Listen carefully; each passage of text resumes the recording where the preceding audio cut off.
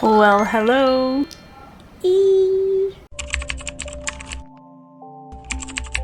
I have an audience today. Today I will be recommending you a book for every genre because I read whatever I want, whenever I want, and that means I'm genre fluid, always. So let's get started and maybe you can find your new read. That would be amazing. For the first and the last book, I did not really find a genre I thought that would be fitting. I made a weird genre. It's called weird. It speaks for itself. So the first book is Poison for Breakfast. It is a weird book. It is a small, tiny book by Lemony Snicket. And I'm not gonna tell you anything about the book because if you know anything, it kind of ruins the experience. The only thing I can say is if you are up for a weird time, then I think you should pick this up. If you don't want to think about anything or not want to be confused, do not pick this up. It is a confusing, weird book. I think you should read this mindfully. So that's recommendation 1. Now let's get started with the real genres. I promise there will be like romance, horror, fantasy, sci-fi, and everything in between, okay? So I'm sorry for my hair in this video. It will be changing a lot because I'm sweating like crazy. It's humid outside, so we love summer, but that's not... Oh. That's not what we want. For the first genre, if I look at this way, that's because my laptop is over there and I made a list. I like lists. First genre is indeed horror. I love horror, thrillers and everything, but this is a different type of horror. It is The Last House on Needle Street by Catriona Ward. I saw a blurb on the back that said horror with integrity, and I cannot fathom to you how accurate that is because you go into the book with like, oh, this is eerie and what are we going to do? What is the vibe? And all of a sudden you're like, holy shit, I finished the book and that is not what I expected. It's also a great audiobook because my partner read this as an audiobook and he thought it was just as good as I did. And I read it on my Kindle. So can I say anything else about this? I do not know because I do not want to ruin your experience for reading it for the first time without knowing anything. What you should know is that there is a missing child, a creepy house on a creepy street, and something with cats. I think that is all you need to know for now. Read the book. It's my ultimate 5-star book. Even if you do not like horror, this is amazing. This is everything you want. Not that scary, but don't be fooled. Real life is scary enough. Okay, so the next genre is romance, which I love a good romance. We all do, right? I have a side note. I just finished Every Summer After, which was amazing. We do not talk about the series in this house. We talk about the book. For everyone that watched it, I'm so sorry to hurt your feelings, potentially. I love the book. I even loved the twist at the end. For everyone who read it, they know. I thought it was written beautifully. I don't know, it was just right for a summer romance. And the series did us so dirty. Like, why would you change, first of all, everything, and second of all, everything, and then also make it way too dramatic at the end? And the actors did not look like teenagers, and the acting in the first episode wasn't that great. But we do love Jordi and Chantal, so that's fun. That's a good addition, I guess. I would recommend this. Definitely for a summer read, for a romance, for a good time, to feel something. My original recommendation would have been Love on the Brain. Not because it is that good, but because it was one of the first romances I read that I thought, okay, you're not gonna dumb the main character, the female main character down. I love that. Women in STEM. If you know Ellie Hazelwood, you know how she does things. She writes about way too tall men and mentions it way too much. But aside from that, I actually really loved the book. And I read it very quickly, so I don't know what to say about this. Like, it's a romance. It isn't that difficult to comprehend, but look at the cover and also it's cute. What I do not recommend is reading multiple of Ellie Hazelwood STEM romance books. Choose one, read it, love it, let it go. So that is my romance recommendation. Well, recommendations, let's be honest. I couldn't not mention this. Oh my god, I did not mention I'm only recommending non-series books, so standalones, because if it were a series I would recommend, we could be here for days. Like The Summer I Turned Pretty, P.S. I Still Love You, like, you know, all those type of books. Magnolia Parks, like, okay, I need to stop. So that's not what we're doing. We're doing standalones only, okay guys? Standalones. For the next genre that I created, because it kind of exists, but does not, is classics. But I'm not a big classic girl because I haven't read many. Classic on easy mode, which gets me to this book. It's an edition with 2 languages, which is really cool, and a lot of pictures, but it is a classic and I came to love it. It's an easy read. It makes you think. It maybe makes you cry depending on your life experiences. I think it's a good, easy, classic starter. So read it, enjoy it, and let me know what you think, because it's not more than 130 pages, so it's not that bad. For me, it was a 5 stars, so give it a chance. The next recommendation will be mystery. I do not like mystery. I'm so sorry. That's because it's never a mystery. I said what I said. But this one we read for book club and it was a lot of fun to decipher and talk about and read and annotate. And that is the appeal of Janice Hallett. And as you can see for book club, really try to resolve the mystery. Really tried to resolve the mystery, and I guess we came close, but I do not want to spoil it for you. It involves a theater group, law students, and a big move, and someone joining the theater group, and that. Okay, so I don't know what happened. Actually, I do. My battery is like empty all the time, and I forget to charge it, but that's fine. We're back! And the sun is not gone yet. I was talking about the appeal, and what appealed me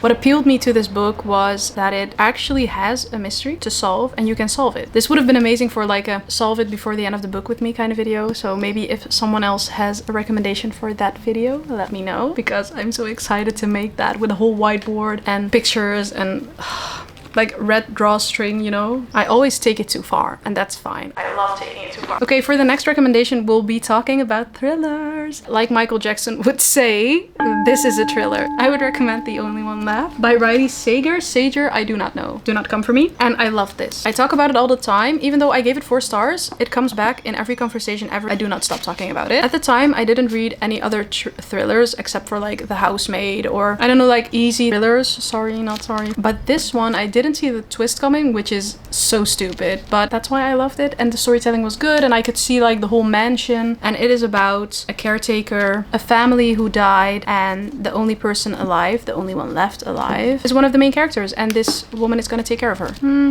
Wat is dat? Spin? Ja. Oh my god, there's a spider. Op de stoel ergens. Ergens. Haal weg. Ik ben kwijt. Well, that is no fun.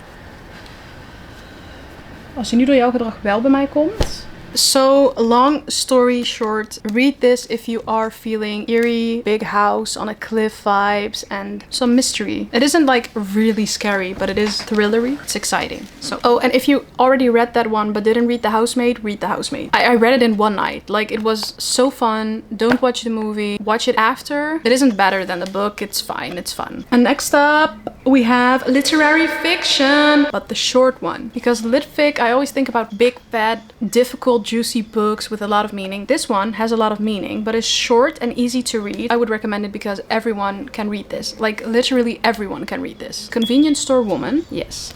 And it is good. It is amazing actually. This whole video is one big malfunction, so that's fine. But as I was saying, the book I would recommend is the book about Kiko. And Kiko does not fit in. It sounds a bit pick me, but it's not. She's just herself, and there are a lot of like expectations on her. And she works in a convenience store, and we get a bit of her life. It's also very funny. I thought it was funny, the way that it was written. I would recommend anyone who is down for something else. Not too difficult, but something else should read this. It's a very short back, so I'm gonna read it to you so you know what to expect. Kiko doesn't fit in. She's 36 years old. She's never had a boyfriend, and she's been working in the same convenience store for 18 years. Her parents wish she'd get a better job. Her friends wonder why she won't get married. But Kiko knows what makes her happy, and she's not going to let anyone take her away from her convenience store. I think it's a special book. I think I'm gonna read it again one day and read it very differently, interpret it very differently, and I think that's the beauty of books and life. So let me know what you thought of the book. Oh my god, the genre that everybody hates. It's called nonfiction. For me, it's this one. First of all, what a gorgeous book, right? I love the cover, I love the colors, but I audiobooked it and I love that. She did the audiobook herself. The title is disturbing. I'm glad my mom died, but she talks about way more than that. Her being a teen and being on shows with people that made it and people that put her down. Let's put it that way. A coming of age, but personal, I guess. So I would recommend it if you would like to listen to something that is different and makes you feel connected to her or anyone, I guess, in the industry of TV. She talks about like being on Nickelodeon and how that was for her and how her childhood at home was. So it's very different. I really liked it. Next up, a genre I pretend is a genre. It's not fantasy, it's cozy fantasy. So the book I would recommend to you for cozy fantasy is Under the Whispering Door. And when you think of cozy fantasy, you maybe think of Emily Wilde. I never read it, I don't know. That's what I think about. But this book is so much more than that. It's so meaningful. It's so deep. It goes way beyond what you think what you can imagine. Truly, the front of the book says his death was their beginning. It is a queer relationship, which is awesome because it doesn't feel forced, because it truly feels like they love each other. And it isn't a romance, but there is a lot of romance and love for each other and the people around them. But it is about a man who is very grumpy and hateful and a lawyer, so it makes sense. And he dies. And he gets to go to kind of between life and death, and that is a tea store. And there he finds the other man, which is an amazing man, and the way they handle each other and get to understand each other. And there's a bit of a mystery in it, I guess, because they are attached by a string, and if you wander beyond that connection, things could go wrong. And there's a lot happening, but also not a lot happening. It is beautifully written. There are adorable characters. There is a dog, and I cried a couple of times. So go read it. I didn't hear enough about this book at the time. It is a while ago. I think it was like 2023 when I read it. Welcome to Charon's Crossing. The tea is hot, the scones are fresh, and the dead are just passing through. Yeah, there's a reaper. Like, it is fun. It's so cozy. It doesn't sound like it, but it's so cozy. Go read it. Okay, from cozy fantasy, we're going into another genre I like made up, and it's called magical realism, because I don't think that's a genre. I think it's a subgenre of fantasy or litfic. I don't know. I don't make up the genres. I do on this channel, but not in real life. So I would say for magical realism, I would go Dalaga Dream Department Store, because it is very low stake, very beautifully written, and I could recommend anyone who has ever thought about life in the dark hours of the night and what would be beyond life itself to read this. And if you want to think about the meaning of life without getting like way too depressed, I think this is your book. It's like a warm bath. It feels good. It's cozy. It's close to real life, close enough. And I did love the characters a lot. Oh my god, there's a fly. Yeah, it's one of my absolute favorite books of all time. So please read it. And I will be reading the second book in the duology this month, maybe next month. So very excited.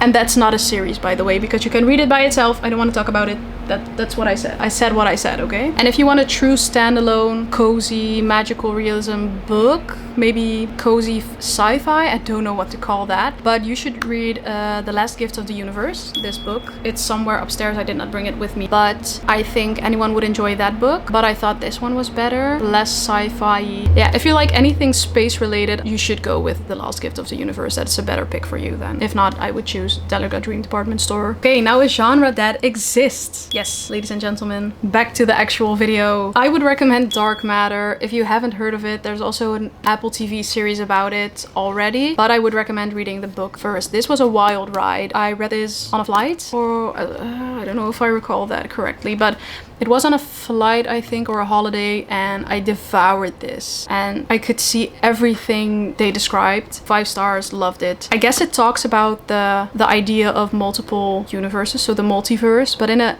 very specific way. It's like Schrodinger's cat, that when you step into a box, you don't know if the cat that you put in a box is alive or dead, or it's somewhere in between. It's an interesting book that makes you think. It isn't too difficult, but is it difficult enough to make it interesting? There's also group chat, so think about that. A group chat with you and 50 other versions of you. That sounds horrible. I loved it. There's one last genre I'm going to talk about, which isn't a genre, but we've been here before. And it is actually a book I read recently. It is a book that I think is a weird book, and I wouldn't really put under any specific genre like romance or litvic. I think it is just a coming of age book, and that's what I'm gonna call it. Nothing else. It's Half His Age by Jeanette McCurdy also, so that's her second book in my list. If you want a weird book and you are a weird person with not the most typical upbringing, youth, or experiences in life and romance, I think this book is for you. I think you can understand the main character better. I think you can understand most of what she thinks, says, and does. And if you have a difficult relationship with your parents or maybe with yourself growing up, I think this is a good one. I devoured it like in 3 hours or something like that.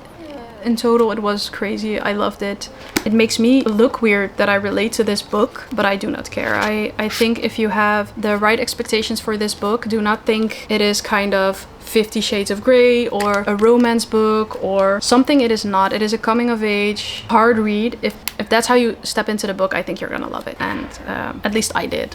So that is my last recommendation. What I would like to say is you can see there is no 5-star fantasy recommendation from me because I am not an advanced fantasy reader. I would love to be, but for now I'm reading Red Rising, Dungeon Crawler Carl, and a lot of different other books, Throne of Glass. I read Harry Potter, but for me that's not a recommendation of any kind. So for now the only fantasy I would kind of recommend is mythology, and I did not think that would count. So if you have any recommendation for dark romance or fantasy for me, I would love to fall in love with that genre, and please let me know. Any type of recommendation is welcome. As I said, I read anything and everything that anyone and everything recommends, so let's do it. Leave it down in comments below, and for now I'm gonna say goodbye because I am hot, my camera is hot, and I'm gonna get a drink and a book. And tonight we are having a hobby night, which means my boyfriend games and I read, and it's a good time. So that's what I'm gonna do. Hope to see you soon. Sorry for all the talking and sweating. That's just what it is. If you haven't subscribed to this video, do that now, and maybe we'll see you in the next one. Goodbye.